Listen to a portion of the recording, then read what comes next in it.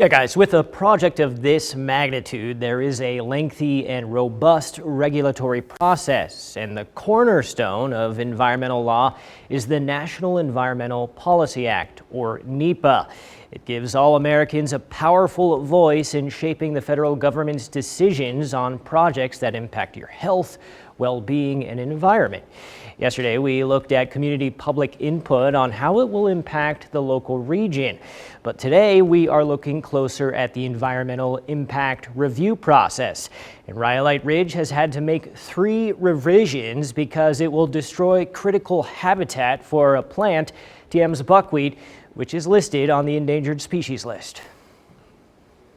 There are hundreds of plants just in this area alone. Rhyolite Ridge is on the Silver Peak Range in Esmeralda County. It's the only known North American lithium boron deposit that could literally supercharge the U.S. electric vehicle industry. It also happens to be the only habitat where an endangered species of plant, TM's buckwheat, exists. And that is a major regulatory snag for Australian mine developer Ioneer. 12 o'clock, here's a TM's buckwheat plant. On this White Hill is one of the 8 subpopulations of TM's buckwheat, and the mining activity will take place about a half-mile south. Ioneer President Bernard Rowe insists that the mine and the endangered species can coexist. Rowe and Ioneer have been planning for the lithium boron mine for about 7 years. But on December 16, 2022, the U.S. Fish and Wildlife Service listed TM's buckwheat as an endangered species because of how the proposed mine would destroy a significant portion of the plant's critical habitat, which could run it to extinction. In the case of listing TM's buckwheat, they did the right thing. The Fish and Wildlife Service looked at the science and looked at the evidence and determined that this species is endangered, and kind of did it in the face of a lot of political pressure not to. Despite U.S. Fish and Wildlife making the official endangered species determination, just 4 days later, the U.S. Bureau of Land Management issued an environmental impact statement for Rhyolite Ridge, signaling federal support for the project to move forward. I think the main question for BLM is, why did they launch environmental review for this mine 4 days after TM's buckwheat was listed under the Endangered Species Act? The Center for Biological Diversity Great Basin Director Patrick Donnelly charges that the Bureau of Land Management launched the environmental impact statement for the project in response to the Fish and Wildlife's endangered species status for TM's buckwheat. He says the reason is because the federal government is urgently pushing for lithium extraction to secure a stable domestic supply. It certainly appears to be a publicity stunt. And the mine was not ready for prime time. It's almost 1.5 years later. They still haven't released a draft environmental impact statement, and they're still revising the mine's plan. And so it seems like the mine wasn't ready, and they just launched the environmental review as a response to the ESA listing.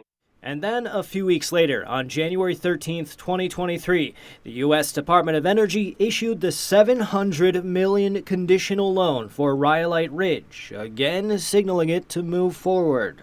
We've done a huge amount of work, the baseline studies over a couple of years, and then working closely with the BLM and the Fish and Wildlife, as I said before, to work around solutions. Working with the agencies, Ioneer has revised its plan and will now just be impacting 20% of the plant's critical habitat. To tackle and solve the tough environmental and water and other types of issues that you do have to deal with when you're developing a project of this scale. It's part and parcel of what we do, and it doesn't always work. Sometimes we hit barriers that we can't find resolutions to. But in this case, we're really proud that we sat down, we listened, we worked on solutions, we implemented those solutions, and the outcome was very positive.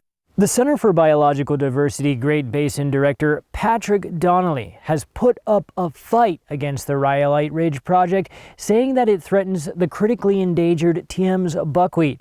However, Donnelly says if the project should get approved, it threatens the integrity of the Endangered Species Act altogether. We proposed an area of critical environmental concern extending 1 mile out from TM's buckwheat, and that nothing could disturb anything within that mile, and then we'd be willing to have a conversation. We have tried to meet them halfway, and to say, look, if you want to put a mine here, there has to be a real protective buffer around these plants, and they've refused. So, 38%, 20%, it's all unacceptable because of the extreme rarity and sensitivity of this species. Yeah, and Ioneer has reported that they have spent $2.5 million on conservation and reclamation efforts for the plant so far, which includes establishing a seed bank and greenhouse for growing it. That's in Minden. They also plan to spend $1 million per year on research, such as finding new habitats for the plant to grow. Covering the 2 News Nevada investigates, Josh Menney, 2 News Nevada.